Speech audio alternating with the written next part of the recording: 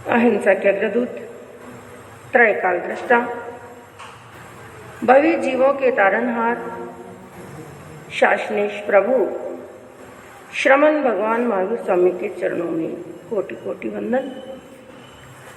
दीन दुखियों के मसीहा, करुणा के सागर, परम पूज्य गुरुदेव श्रमण सूर्य मर्दर केसरी श्री मुश्लिम जी महाराज साहब के चरणों में कोटि कोटि वंदन। पाठ पर विराजमान परम श्रद्धेय, परम विदुषी, मधुर व्याख्यानी, सरल मना पूज्य गुरुदेव जी महाराज साहब के चरणों में कोटि कोटि वंदन। धर्म प्रेमी बंधुओं, शीलवती माताओं बहनों, ज्ञानी महान पुरुषों ने अमृतमय वाणी के अंदर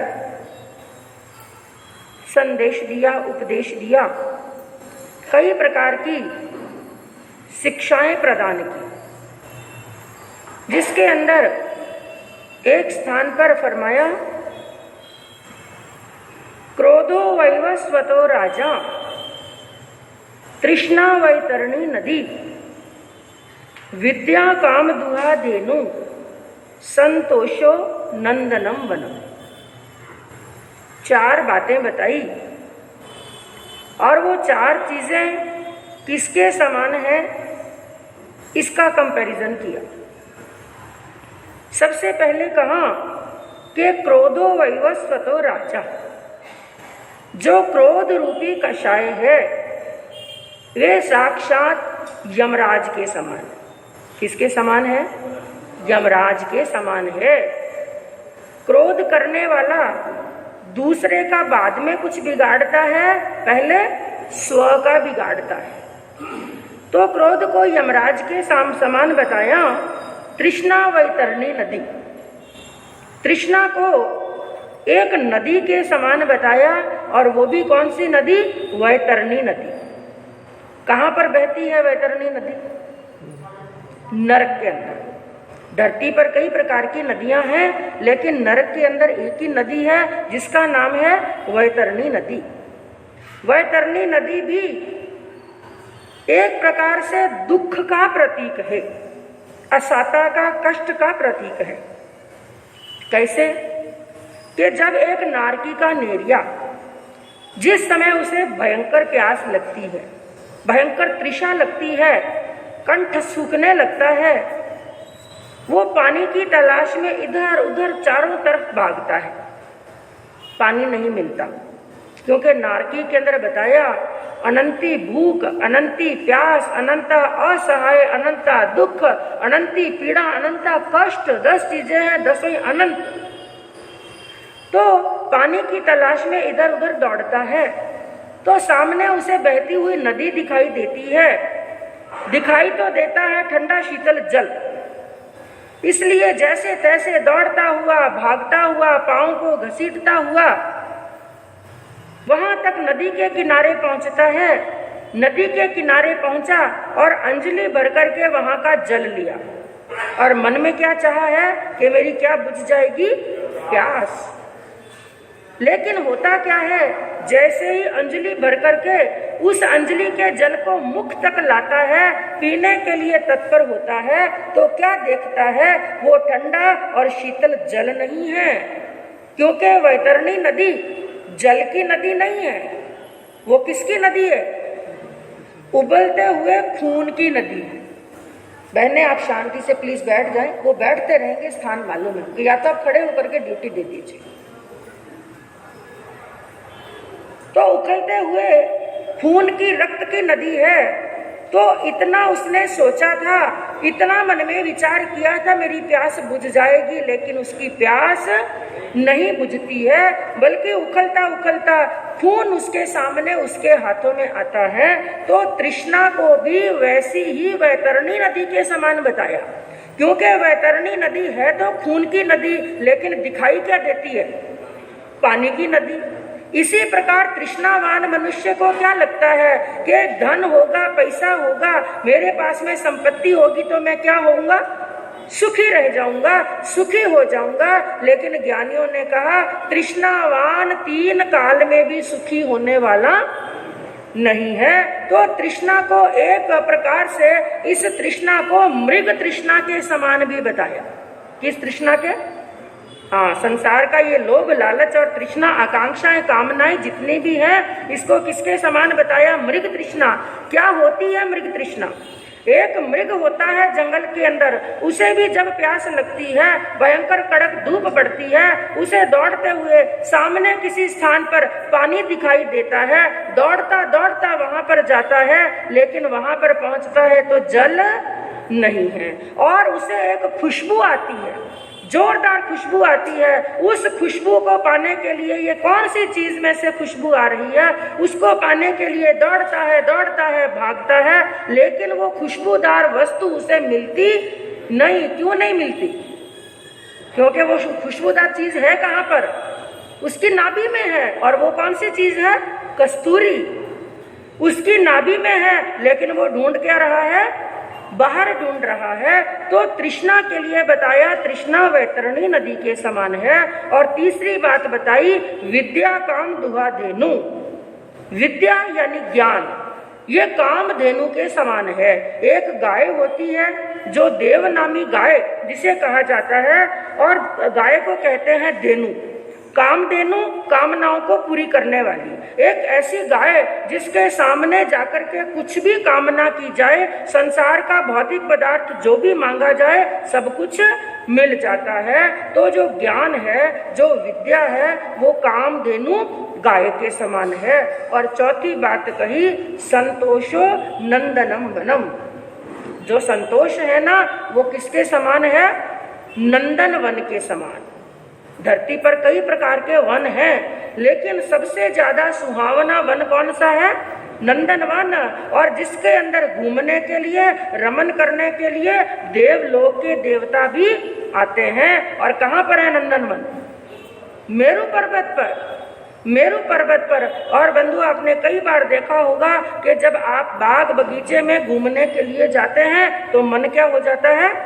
हाँ, इसलिए कुछ 2-4 महीने, 6 महीने निकलते हैं तो आपका मनोरंजन करने का मन होता है, तो घर छोड़ के 2-4 दिन के लिए बाहर जाते हैं घूमने के लिए। तो नंदनवन जो आनंद का प्रतीक है, तो जो संतोष है नंदन वन के समान है। कहने का तात्पर्य क्या हुआ? तृष्णा दुख देने वाली है, लोभ दुख देने वाला है, इच्छाएं और कामनाएं दुख देने वाली हैं, और संतोष क्या है? सुख देने वाला, शांति देने वाला। इंसान को चाहिए तो सुख और शांति, लेकिन मार्ग कौन सा अपना लिया उसने? थोड़ा जोर से बोलिए।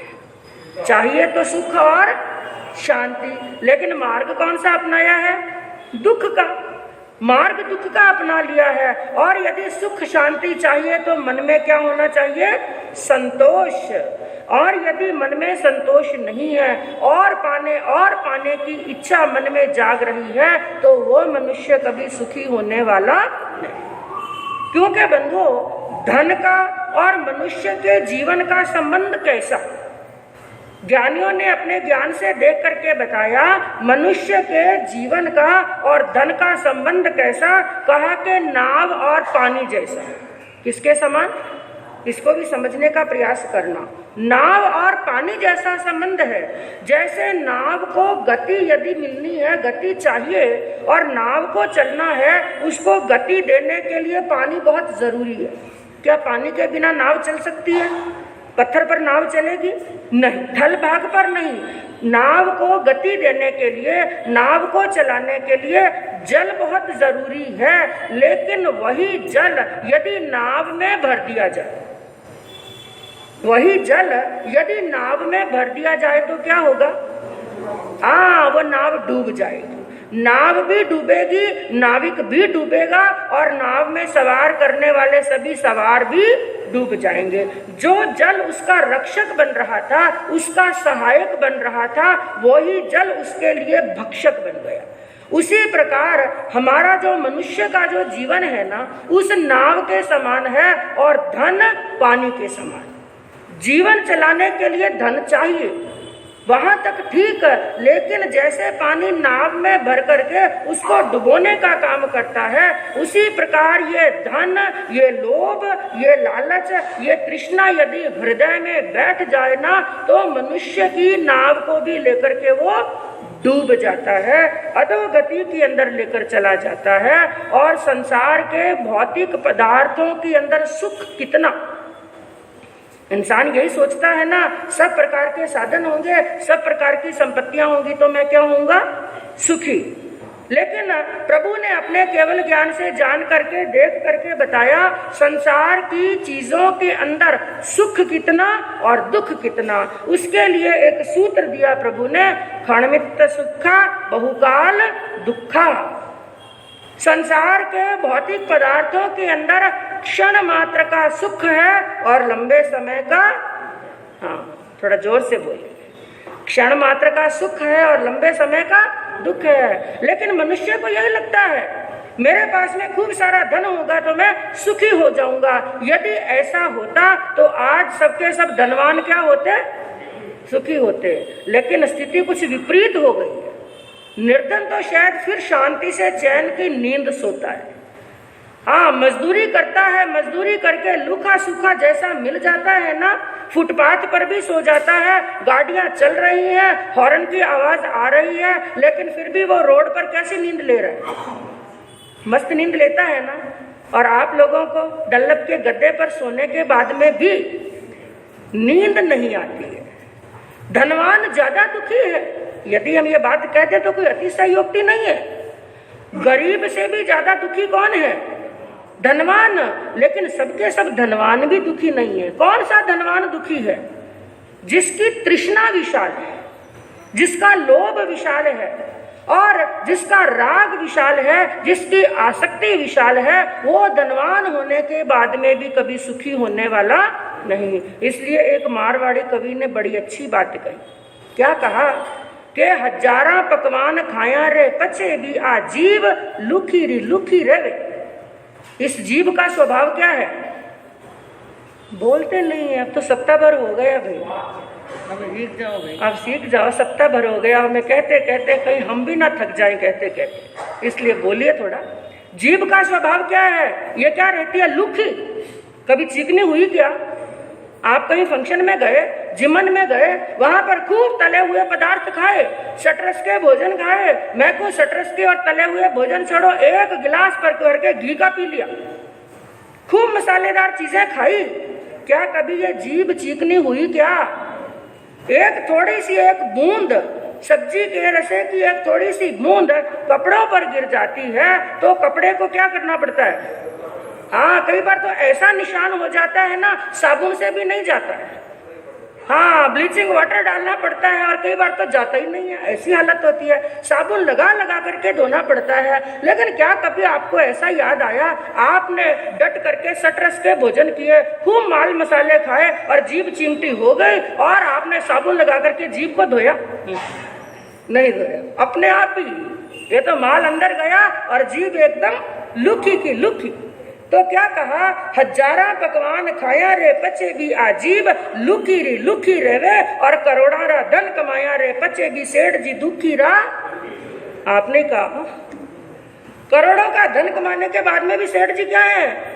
दुखी। क्योंकि प्रभु ने फरमा दिया, ये महापुरुषों की वाणी है, हमारे प्रभु महावीर की वाणी है, केवल ज्ञानियों की वाणी है कि क्षणमित्त सुखा बहुकाल दुखा। क्षण मात्र का सुख है और लंबे समय का दुख है। एक सुख है और अनेक दुख हैं। शहद की बूंद के समान इसके अंदर क्षण मात्र का सुख है, लेकिन इसी सुख के पीछे इंसान भागता है और दौड़ता रहता है सुखों के पीछे, लेकिन उसे सच्चा सुख मिलता नहीं। क्योंकि सच्चा सुख, सच्ची शांति है संतोष के अंदर, सब्र के अंदर। एक दृष्टांत बताऊं मैं आपको कि सच्ची शांति यदि प्राप्त करनी है, सच्चा सुख यदि प्राप्त करना है, तो एक बार का प्रसंग आता है। एक नगर के अंदर एक राजा का राज्य था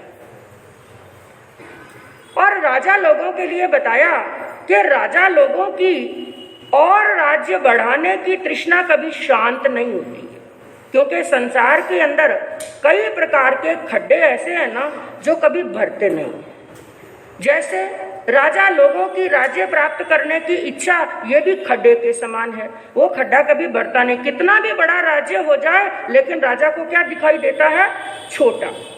और एक खड्डा होता है शमशान का खड्डा, यानी शमशान के अंदर कितने ही मुर्दे जल गए और कितने ही जल जाएंगे, लेकिन शमशान का पेट भी कभी भरने वाला।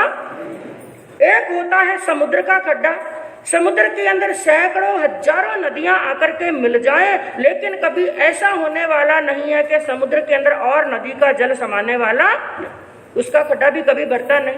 और एक खड्डा है मोक्ष का खड्डा, मोक्ष के अंदर अनंत आत्माएं मोक्ष में चली गई और अनंत आत्माएं चली जाएंगी, ऐसा कभी होने वाला नहीं है कि अब वहां पर किसी आत्मा के रहने के लिए स्थान नहीं, क्योंकि वहां पर आत्माएं कैसे विराजमान है? ज्योत में ज्योत विराजमान। और एक छोटा सा खड्डा जो हम सभी साथ में लेकर के चलते हैं, कौन सा खड्डा? पेट का खड्डा। सुबह डट करके नाश्ता किया, इडली डोसा खाया, पोंगल चटनी खाया और डट करके पेट भरा और 12-1 बजे खाली, और 12-1 बजे 2 बजे डट करके भोजन किया और शाम को तो चूहे कूदते हैं, ऐसा लगता है कभी भोजन के पास में बैठे ही नहीं है। ये खड्डा खाली का खाली। लेकिन इस खड्डे की तो फिर विशेषता है, आधा शेर भर से ज्यादा किसी को भूख लगती है तो शेर भर भी खा लिया, बाकी आजकल कैपेसिटी नहीं। एक जमाना था जब लोग खाकर के खुश होते थे, हाँ माल मसाला खाएंगे, हाँ माल मसाला खाकर के खुश होते थे, लेकिन आज जमाना क्या है? इंसान खाकर के नहीं पचा करके खुश होता है। मैंने खाया ना, मेरे पच गए। तो पेट का खड्डा तो फिर आधा शेर भर से भर जाता है, लेकिन एक खड्डा ऐसा है उसमें जितना डालते जाओ भरने की बात तो दूर, वो और गहरा होता चला जाता है। और वो खड्डा कौन सा है? हाँ, पेटी, तृष्णा का खड्डा। पेट भर सकता है, पेटी भरने वाली नहीं। और आप सबको क्या भरनी है? थोड़ा जोर से बोलोगे तभी तो भरेगी ना। क्या भरनी है आपको?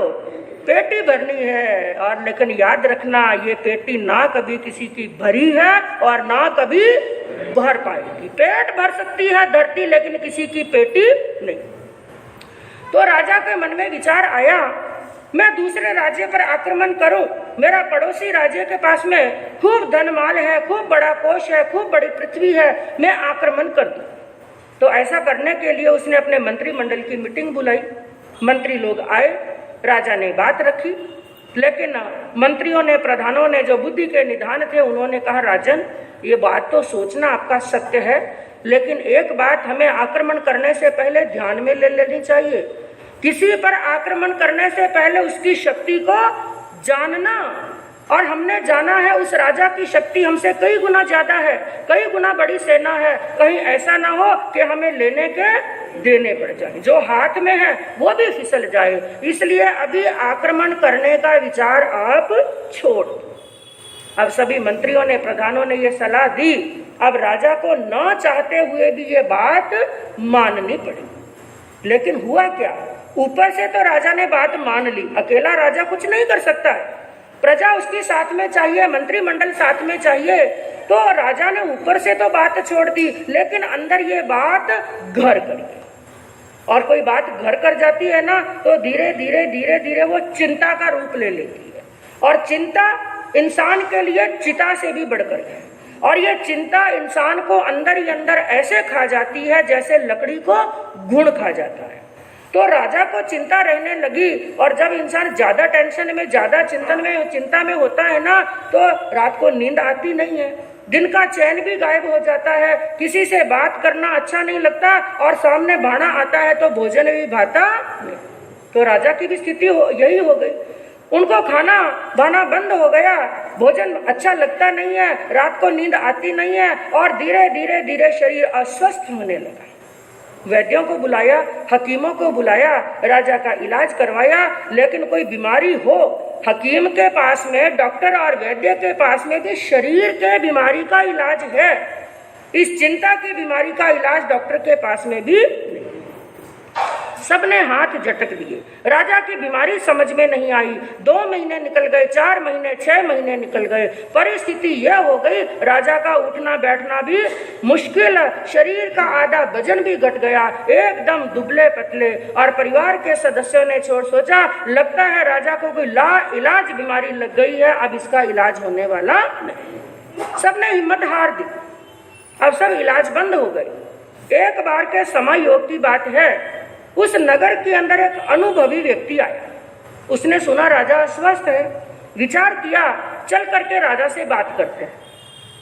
वो पहुंचे, मंत्री जी की आज्ञा ली, राजा के पास में गए और मंत्री जी से कहा आपकी आज्ञा हो तो कुछ समय के लिए राजा से अकेले में बात करना चाहते, करो। उस व्यक्ति ने राजा से अकेले में बात की और कहा, ज्ञानियों ने कहा कि समझदार को तो इशारा ही काफी है। अनुभवी व्यक्ति था, राजा की बीमारी समझ में आ गई। उसने मंत्रिमंडल को बुलाया और कहा कि हमें आपके राजा की बीमारी समझ में आ गई। सब लोग बड़े खुश हुए, आज दिन तक तो बीमारी समझ में नहीं आई थी, आज बीमारी पकड़ में आई है तो इलाज अवश्य ही हो जाएगा। बड़े खुश हुए, बड़े प्रसन्न हुए और खुश होकर के कहा उन्होंने कि आप हमें जल्दी से ये बताइए राजा की बीमारी का इलाज है क्या, कौन सी जड़ी बूटी चाहिए, कौन सी औषधि चाहिए, हम जल्दी से जल्दी अरेंजमेंट करते हैं। लेकिन उन्होंने कहा ना कोई जड़ी बूटी चाहिए, ना औषधि चाहिए, ना पीने के लिए कोई दवाई चाहिए, कोई औषधि नहीं चाहिए। उन्होंने विचार किया बीमारी है तो औषधि चाहिए और आपने कहा औषधि की जरूरत नहीं, तो राजा स्वस्थ कैसे होंगे? उन्होंने कहा होंगे, बस आपको एक छोटा सा काम करना है। बोलो क्या काम करना है? काम ये करना है, आप किसी एक सुखी व्यक्ति का कमीज ला करके राजा को पहना दो। क्या कहा? हाँ, एक कमीज पहनाना। कौन से व्यक्ति का? ये कंडीशन याद रखना, एक भी दुख नहीं होना चाहिए जीवन के अंदर, पूर्ण रूप से सुखी हो, वो चाहे धनवान हो चाहे निर्धन हो, ऊंची जाति का नीची जाति का कैसा भी व्यक्ति हो, लेकिन कंडीशन क्या है? वो क्या होना चाहिए? सुखी होना चाहिए। मंत्रिमंडल ने सोचा अरे ये कौन सी बड़ी बात है, हमारी नगरी के अंदर लाखों लोग रहते हैं, इतना बड़ा साम्राज्य है, एक क्या अनेक लोग सुखी होंगे, ये काम तो हो जाएगा। अब मंत्री ने एक बड़ी टीम बनाई सेवकों की, कुछ सिपाही साथ में भेजे और 4 टीम बना दी। एक पूरब में गई, एक पश्चिम में गई, एक उत्तर में गई, एक दक्षिण में गई। और मंत्री जी ने कह दिया जाकर के पूरे नगर के अंदर ढूंढो, सेठ साहूकार को भी देखो, गरीब को भी देखो, और जो व्यक्ति सुखी हो उसका एक कमीज लेकर के आ जाओ, बदले में जितना भी धन वो मांगे ना उसको दे दो। अब वो लोग सुखी व्यक्ति को ढूंढने के लिए निकले। अब मैं आपसे पूछूं, आपकी दृष्टि में सुखी कौन? आजकल आप किसको सुखी मानते हैं? हाँ, सुखी नहीं है, लेकिन आपकी सोच में सुखी आप मानते किसको है? संतोषी जी, ये कहने की शास्त्रों की बातें। हाँ, शास्त्रों की बातें। सामान्य आप लोग क्या सोचते हैं? जिसके पास में खूब सारा, हाँ, ये सत्य बात बोलो ना, सत्य बात बोलो। ये सोचते हैं खूब सारा धन है, खूब बड़ा वैभव है, रहने के लिए बड़ा सारा बंगला है, 10-20 नौकर हैं और चाकर हैं, वो व्यक्ति सुखी। लेकिन एक कवि ने क्या कहा? दीन कहे धनवान सुखी, धनवान कहे सुख राजा को भारी। एक दरिद्र सोचता है धनवान सुखी है, और धनवान सेठ क्या सोचता है? मेरे से ज्यादा सुखी कौन? राजा। दीन कहे धनवान सुखी, धनवान कहे सुख राजा को भारी, और राजा कहे चक्रवर्ती सुखी। राजा कहे चक्रवर्ती सुखी, चक्रवर्ती कहे सुख इंद्र को भारी। इंद्र कहे श्री राम सुखी हैं, इंद्र कहे श्री राम सुखी हैं, श्री राम कहे सुख संत को भारी। संत कहे संतोष में सुख है, बिना संतोष सब दुनिया दुखारी। दीन ने कहा धनवान सुखी है। धनवान को कौन दिखाई देता है? राजा। क्योंकि हमारी दृष्टि कहाँ जाती है? ऊपर, ऊपर की ओर। याद रखना, दृष्टि ऊपर की ओर गई ना धन के मामले में, दृष्टि ऊपर की ओर गई समझना हम दुखी हो जाएंगे, और नीचे की ओर अपने से छोटे की ओर जाएगी ना तो हम क्या हो जाएंगे? सुखी। उस समय हमें महसूस होगा अरे मैं तो लाखों और करोड़ों से ज्यादा सुखी हूँ। लेकिन दीन ने कहा धनवान सुखी है, धनवान ने कहा राजा सुखी है। लेकिन राजा को कौन दिखाई दे रहा है? चक्रवर्ती राजा ने कहा चक्रवर्ती सुखी है, और चक्रवर्ती को कौन दिखाई दे रहा है? इंद्र। इंद्र सुखी है, लेकिन इंद्र ने क्या कहा? कौन सुखी है? श्री राम सुखी है। और श्री राम ने क्या कहा? संत सुखी है। क्या कभी संत, क्या सबके सब संत भी सुखी है क्या? हाँ, केवल वेश पहन लेने से कोई सुखी होने वाला नहीं है। जिस संत ने भी अपनी ममता को मार लिया तो क्या कहा? श्री राम कहे सुख संत को भारी, संत कहे संतोष में सुख है। घर बार चाहे छोड़ दिया लेकिन संतोष को नहीं अपनाया, तृष्णा को नहीं छोड़ा, तो वो संत भी सुखी नहीं है। क्योंकि बिना संतोष सब दुनिया दुखारी, सब दुनिया दुखी है यदि संतोष नहीं है। तो उन सैनिकों ने, सेवकों ने सोचा हमें सुखी व्यक्ति चाहिए, तो आप लोगों की तरह सोचा कि किसके पास में जाएं? बड़े सेठ जी। बड़े सेठ जी के पास में जाएं, सबसे बड़े नगर सेठ के पास में जाएं। वो सेठ जी क्या होंगे? सुखी होंगे।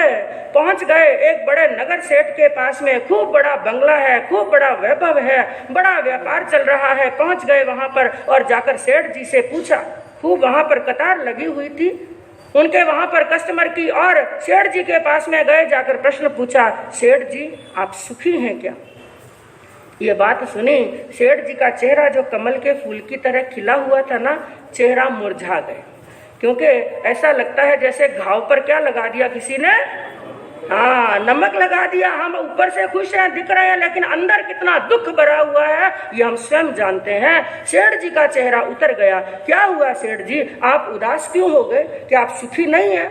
उसने कहा, देखो भाई, बाकी तो परमात्मा की कृपा है, सब आनंद मंगल है, सब कुछ मेरे पास में है, बस एक कमी है। और बंधुओं एक बात याद रखना, ऊपर वाला आपको 99 सुख दे सकता है, लेकिन एक दुख, हाँ, वो भी किस लिए देता है? ताकि हमें ऊपर वाले की क्या है याद। यदि 100 के 100 सुख आ जाए ना, तो हम अपने आप को ही ऊपर वाला समझने लगे, भगवान को धरती पर लाने का प्रयास करेंगे। सेठ जी ने कहा, बस एक दुख है, बाकी सब कुछ मेरे पास में। और दुख क्या? घर में संतान नहीं। लेकिन कंडीशन क्या थी? पूरा सुखी होना चाहिए। फिर उन्होंने विचार किया, किसी ऐसे सेठ जी के पास में चलते हैं, धन भी हो, वैभव भी हो, लेकिन संतान भी। इसलिए ऐसे एक सेठ जी के पास में गए, धन वैभव खूब है, 4 बेटे हैं, 4 बहुएं हैं, और पोता पोती, खूब बड़ा परिवार, नौकर चाकर सब कुछ है। विचार किया ये सेठ जी तो क्या होंगे? जरूर सुखी होंगे। इसलिए पहुंचे उन सेठ जी के पास में और जाकर के प्रश्न पूछा, सेठ जी आप सुखी हैं क्या? आप देखिए सेठ जी के चेहरे का दृश्य, कैसे भाव बदल गए। पहले वाले सेठ जी का तो चेहरा थोड़ा उतरा ही था, इनके तो आंखों में गंगा जमुना बरसने लगी, रोने लगे। विचार किया और पूछा, सेठ जी आपको क्या दुख है? आपके तो बड़ा पूरा परिवार है, 4-4 बेटे, 4-4 बहू है। उन्होंने क्या किया? खाक है, चारों के चारों एक नंबर के कपूत। मैं तो उस दिन को रोता हूँ जब इनका जन्म हुआ, हाथों हाथ मैंने इनका गला घोट करके इनको मार क्यों नहीं दिया। इनके लिए दौड़ा भागा, पूरी जवानी लगा दी, पूरा जीवन लगा दिया। ये चारों के चारों एक नंबर के कपूत हैं, और ऐसे हैं मरते समय एक लोटा पानी भी पाने वाले। अब किसी के संतान नहीं है, किसी के संतान होकर के मर गई, किसी की संतान अपाहिज है, किसी की संतान कपूत है, किसी के पास में धन नहीं है इसलिए वो दुखी, किसी के पास में रहने के लिए मकान नहीं है इसलिए दुखी, किसी की शादी हुई नहीं इसलिए दुखी है, और किसी की शादी हुई लेकिन करक्षा नार घर के अंदर आ गई, सुबह भी लड़ाई और शाम को भी लड़ाई इसलिए दुखी, किसी की बेटे बेटी की सगाई नहीं हुई इसलिए दुखी, किसी के बेटे की शादी हुए 10 साल हो गए लेकिन पोता अभी तक हुआ नहीं इसलिए दुखी। और कोई व्यक्ति ऐसा है उसके पास में सब सुख है लेकिन उसका पड़ोसी सुखी, उसका क्या है? पड़ोसी सुखी, इसलिए दुखी। ढूंढते ढूंढते थक गए लेकिन कोई सुखी मिला नहीं। राजा की चिंता और बढ़ गई। एक दिन का समय योग हुआ, राजा धीरे धीरे छत पर टहलने का प्रयास कर रहे थे। उनकी दृष्टि गई सामने खुले मैदान के अंदर, वहां पर एक मिट्टी का टिल्ला बना हुआ था, ऊंचा स्थान बना हुआ था, वहां पर राजा की दृष्टि गई। उन्होंने क्या देखा? एक महात्मा जी ध्यान में बैठे हैं, लंगोटधारी महात्मा पूर्ण ध्यान समाधि के अंदर बैठे हैं। उनके चेहरे को देखा, जैसे राजा को मन में बड़ा आनंद अनुभव हुआ, बड़ी शांति हुई। टकटकी लगा करके लंबे समय तक राजा उसको देखते रहे। राजा के मन में एक विचार आया, जिस मनुष्य को देख करके मुझे इतनी शांति मिल रही है, इतना सुख और आनंद का अनुभव हो रहा है, वो खुद कितना सुखी हो। इसका मतलब वो क्या है? सुखी। तो मंत्री जी को बुलाया और बुला करके मंत्रिमंडल को भेजा, महात्मा जी से जाकर के पूछो, मेरी आत्मा कहती है महात्मा जी पूर्ण रूप से सुखी। पहुंचे वहां पर, महात्मा जी ध्यान में बैठे थे। थोड़ी देर के बाद में ध्यान पूरा हुआ और मंत्री जी ने एक प्रश्न पूछा, महात्मा जी आप पूर्ण रूप से सुखी हैं क्या? महात्मा जी मंद मंद मुस्काए, उनका बेटा मैं तो बहुत सुखी हूँ, किसी प्रकार का छोटा मोटा दुख है। उन्होंने कहा ये दुख की परछाई तो कभी मेरे पर पड़ी नहीं, मैं तो पूर्ण रूप से सुखी हूँ। राजा को, मंत्री को एक आशा की किरण जगी, हाथ जोड़ करके विनय पूर्वक कहा कि आप तो तपस्वी हैं, साधक है, इसलिए कृपा कीजिए। हमारे राजा अस्वस्थ हैं। अनुभवी व्यक्ति ने कहा है सुखी व्यक्ति का कमीज राजा पहनेंगे तो राजा क्या हो जाएंगे? स्वस्थ। इसलिए कृपा कीजिए, अपना एक कमीज दे दीजिए। महात्मा जी मौन कर गए, कुछ बोले नहीं। मंत्री जी ने विचार किया, क्या देने का विचार नहीं है? फिर थोड़ी देर के बाद में मौन तोड़ाते हुए मंत्री जी ने कहा, थोड़ी कृपा कीजिए, अपना एक कमीज दे दीजिए। अब महात्मा जी ने अपना मौन तोड़ा और मौन तोड़कर थोड़ा रोष के अंदर बोले। उन्होंने कहा, मूर्ख हो, मेरे पास में कमीज होता तो मैं सुखी होता क्या? क्या कहा? मेरे पास में कमीज होता तो मैं सुखी होता क्या? मंत्री जी समझे नहीं, ये कमीज का और सुख का लेना देना क्या है, क्या चक्कर है, आप क्या कहना चाहते हैं महात्मन? मैं समझा नहीं। तो उन्होंने डिटेल में समझाया, बेटा मेरी बात ये सुन, मेरे पास में एक कमीज होता, मेरे पास में एक कमीज होता तो वो थोड़े दिन के बाद में मैला होता, मैला होता तो धोने के लिए क्या चाहिए? साबुन, और साबुन लाने के लिए क्या चाहिए? और पैसा कमाना ही दुख का कारण है, शहद से नहीं कमाया जाता। और मान लो कहीं से मैं साबुन का इंतजाम कर लेता और कमीज को धोकर के सुखाता, और वो कमीज धोकर के सुखाया, कमीज गीला है तो थोड़ी देर पहनने के लिए क्या चाहिए? दूसरा कमीज चाहिए, तो उसके लिए भी क्या चाहिए? पैसे। मान लो कहीं ना कहीं से मैं उसका भी इंतजाम कर लेता। मंत्री जी सबसे बड़ा दुख मुझे क्या सताता, मैंने पहनी है 200 की कमीज, मेरे सामने वाले ने पहन ली 500 की कमीज, तो सबसे बड़ा दुख मेरे पास में कुछ भी नहीं है। दाल रोटी खाओ और प्रभु जी का गुण गाओ, रहने के लिए अपना कुछ नहीं, अपने नाम का कुछ नहीं, इसलिए मैं बड़े आनंद में। समाचार पहुंचे राजा के पास में। राजा जो चिंता कर रहे थे, अब वो चिंता बदल गई चिंतन में। किसमें बदल गई?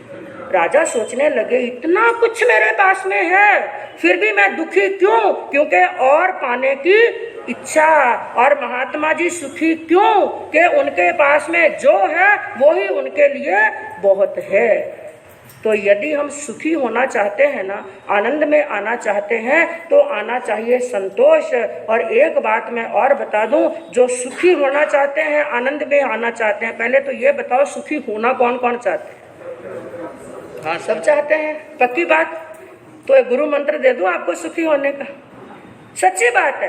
पहले तो उसको रटना केवल जीभ से, लेकिन रटते रटते रटते रटना भीतर से, आचरण में लाना। गारंटी है आप जरूर सुखी हो जाएंगे, लेकिन ये भी कंडीशन है, सुखी होना चाहते हैं कि नहीं। यदि चाहते हैं तो एक मंत्र हर रोज याद करना और आचरण में लाना। वो कौन सा है? जो प्राप्त है वो पर्याप्त है। कौन सा मंत्र है? एक बार थोड़ा जोर से बोलिए।